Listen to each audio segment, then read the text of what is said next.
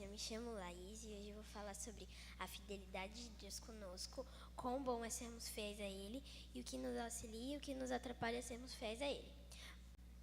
Mas antes eu gostaria de convidá-los para orar. Oremos. Senhor Deus, muito obrigada por tudo que o Senhor nos dá. Abençoe todos que estão aqui e porque eles conseguiram vir. Abençoe essa programação, que o Senhor consiga falar mais alto do que eu. Em teu nome, amém. A Bíblia, do início ao fim, do livro de Gênesis e Apocalipse, fala da fidelidade de Deus. O Senhor fez uma aliança com o povo de Israel para que eles levassem a mensagem do Senhor para todas as outras nações. Mas isso só seria possível se eles fossem fiéis a Deus. O livro de Josué e Juízes, por exemplo, relata muitas batalhas vencidas por Deus para os israelitas, porque eles não conseguiriam se eles não fossem fiéis a Ele. Quando este povo foi fiel, como a conquista de Jericó e a queda das muralhas, quando o povo foi liderado por Josué, quando a batalha de Gideão e os 300 soldados que eles venceram um exército inimigo gigante. O povo recebia a vitória de Deus quando era fiel à aliança dele. Agora eu gostaria que vocês abrissem a Bíblia de vocês em Josué 24:14.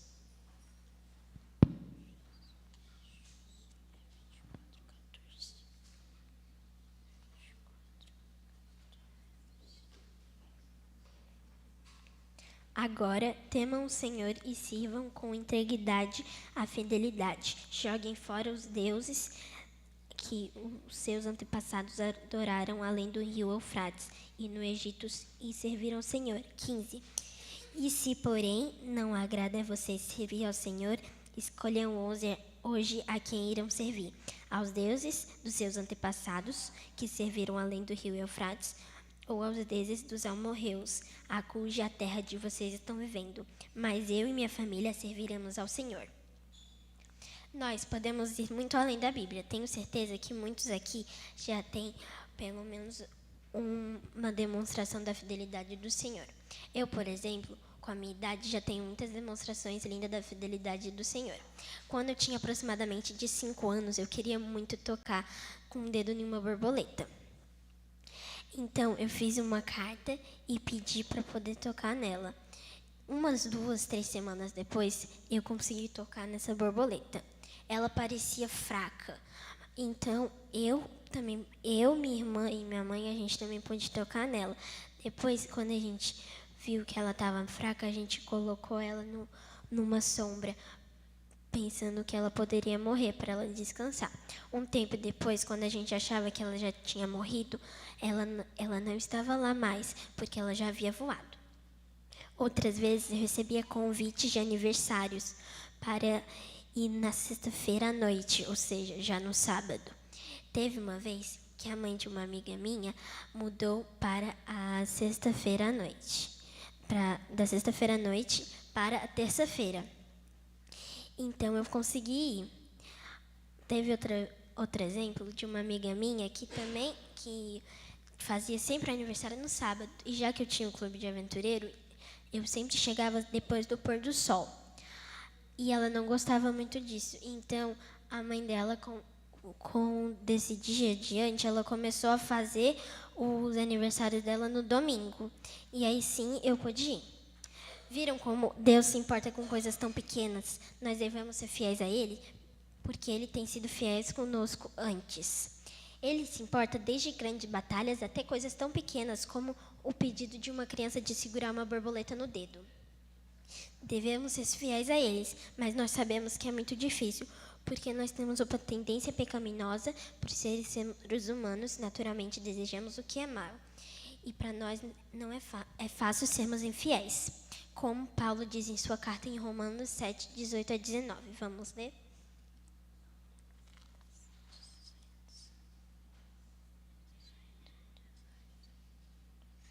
Sei que nada é bom habita em mim, isto é minha carne, porque eu tenho o desejo de fazer o que é bom, mas não consigo realizá-lo, pois o que eu faço não é bem o que desejo, mas o mal que não quero fazer eu continuo fazendo. Isso ocorre pela nossa tendência pecaminosa, por vivermos em meio a um mundo de pecado e estamos em meio a um grande conflito entre o bem e o mal. Nesse conflito, a luta é pela nossa adoração e pela nossa fidelidade ao Senhor. O inimigo faz de tudo para ter acesso à nossa mente, com o objetivo de deixarmos de adorar a Deus. Para ter acesso à nossa mente e tomar conta dela, o inimigo usa diversas armadilhas, que muitas vezes são sutis. E isso também tem a ver com o nosso alimento espiritual e o nosso alimento físico. Todos sabemos que alimentos industrializados, processados, cheios de gordura e açúcares são prejudiciais à nossa saúde física e mental. Mas, e os outros alimentos da nossa mente, será que são prejudiciais também? Assim como o nosso alimento entra pela nossa boca e nutre nosso corpo, nossos ouvidos, olhos, também são a entrada de outros alimentos espirituais que nutrem nossa mente. No texto que nós lemos de Paulo agora há pouco, o apóstolo fala sobre a luta entre fazer o que é certo e o nosso desejo de fazer o que é mal. Essa luta ocorre diariamente porque nós temos nossa tendência pecaminosa e porque nós queremos se alimentar de muitas outras coisas. Nós devemos tomar muito cuidado com isso. Quando nos alimentamos com conteúdos vazios, tolos, que roubam nosso tempo, estamos dando mais alimento ao nosso lado bom e destruindo e enfraquecendo o que nos impulsiona de fazer o que é certo e bom. Quanto mais consumimos conteúdos que nos levam a lugar nenhum, até pode ser inofensivo, mas só pode ocupar a nossa mente de algo que é tolo o suficiente para reduzir o nosso interesse de buscar o que é bom e que nos leva mais para perto de Deus. Quando lemos textos, livros, ouvimos músicas e assistimos séries, filmes, novelas e muitas outras coisas, cujo o conteúdo vai de encontro à vontade de Deus, ou seja, vai contra a vontade de Deus, estamos reduzindo a nossa sensibilidade à influência do Espírito Santo e automaticamente vamos perdendo aos poucos o interesse pelas coisas do céu. Isso ocorre aos poucos à medida que nós escolhemos alimentos ruins para a nossa mente. Além de reduzir nossa sensibilidade do Espírito Santo, a estratégia do inimigo é alimentar nosso subconsciente com o que não é bom e nos induzir a decisões erradas, sem que a gente saiba disso. Agora eu convido todos a abrir a sua Bíblia em Jeremias 17:9.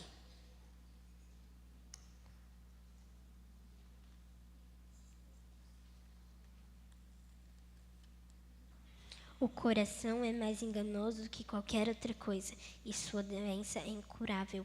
Quem é capaz de compreendê-lo? Nosso coração é enganoso porque, entre outros motivos, a mídia que consumimos nos alimenta ao nosso subconsciente com informações que fazem desejar coisas que podem nos afastar ou nos aproximar de Deus e de colocar em primeiro lugar e buscar as coisas do céu. Um exemplo disso são as propagandas que induzem ao consumo de coisas que nós não necessitamos. Quando nós temos alguma coisa boa, mas a gente ainda quer outra coisa, porque só está na moda. Ainda que na verdade ainda está bom. Só porque tem algo mais moderno, muitas pessoas buscam saciar com coisas a sua vida, mas na verdade elas precisam de Jesus. Eu assisti um sermão do Luiz de Braga. Atualmente, ele é advogado-geral da divisão sul-americana da nossa igreja. Ele mora em Brasília. Antes, ele era advogado de um shopping. Em um momento, foi trabalhar para uma rede de cinemas. Ele conta nesse testemunho que o governo de estado e o Ministério Público, de onde ele morava, em Sergipe, lançaram uma campanha para não vender bebida alcoólica para menores de idade. O governo quis saber quais meios de comunicação era melhor para alcançar o objetivo. O responsável pelo marketing da empresa passou a descobrir várias pesquisas para ver qual seria a melhor.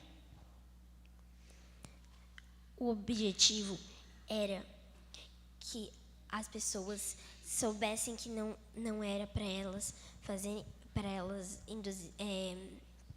comprarem para menores de idade consumir bebida alcoólica.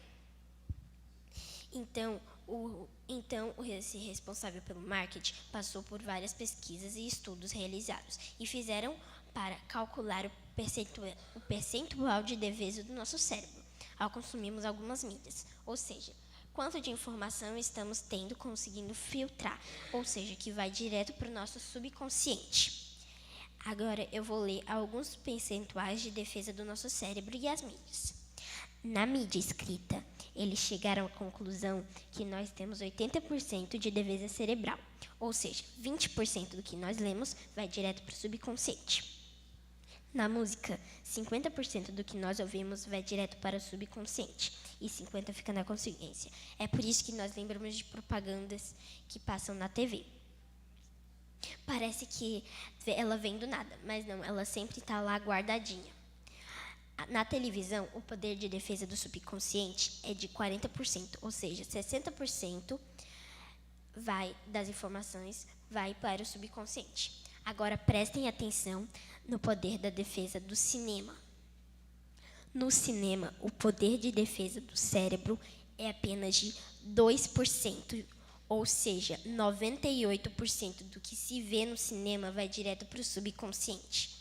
Eu nunca assisti um filme no cinema, mas sei que é tudo escuro, as luzes são apagadas, a tela é gigante e quase nem dá interferência. Essas informações vão para o nosso subconsciente e nós não temos controle sobre elas. E elas influenciam o nosso consciente de alguns momentos que nós necessitamos de algum conteúdo. Esses são os momentos em que nós precisamos tomar decisões difíceis. Esse assunto é muito sério, porque está ligado diretamente com o controle da nossa mente e com a decisão de ser fiéis ou não a Deus. Abra agora sua Bíblia em Filipenses 4:8.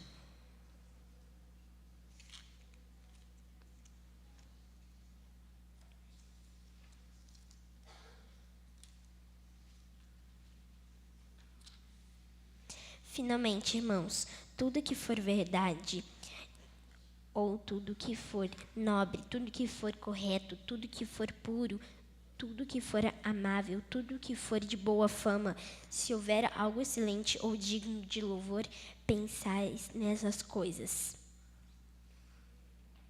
Que tipo de alimento nós estamos consumindo? Qual é o lado que estamos nutrindo e o que estamos deixando morrer de fome? Quais informações estamos enviando para o nosso subconsciente? E o que nos ajudará a ser fiéis quando precisamos tomar decisões que nos fará a sermos infiéis? Estamos dedicando a maior parte do nosso tempo nutrindo com o que nos aproxima de Deus ou com o que nos afasta dele? Eu copiei um trecho da meditação sobre a fidelidade que fala assim, vou ler para vocês. Albert Wells escreveu: o critério afinal usado por Deus para julgar não é o sucesso, mas a fidelidade. Deus deseja que sejamos fiéis em tudo. Vamos ler juntos Salmos 101:6.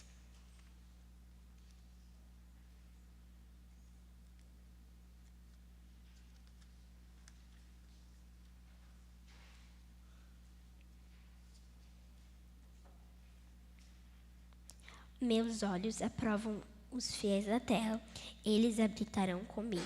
Somente quem tem a vida íntegra me servirá. Se queremos ser um desses fiéis da terra, precisamos pôr em prática diariamente algumas orientações sobre a fidelidade de Deus para nos nutrirmos espiritualmente. 1. Buscar diariamente o poder do Espírito Santo. 2. Fazer da Bíblia e da lição da escola sabatina e do espírito de profecia um meio de conhecer melhor a vontade de Deus. 3. Desenvolver uma vida de oração e comunhão pessoal com Deus, como o culto familiar. E 4. Dar testemunho pessoal da presença de Deus em sua vida.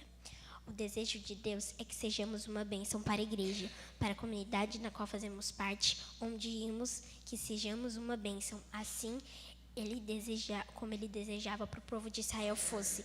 Ele deseja que nós sejamos reflexos da fidelidade de Deus e o amor para com Deus e nosso próximo. Obrigada.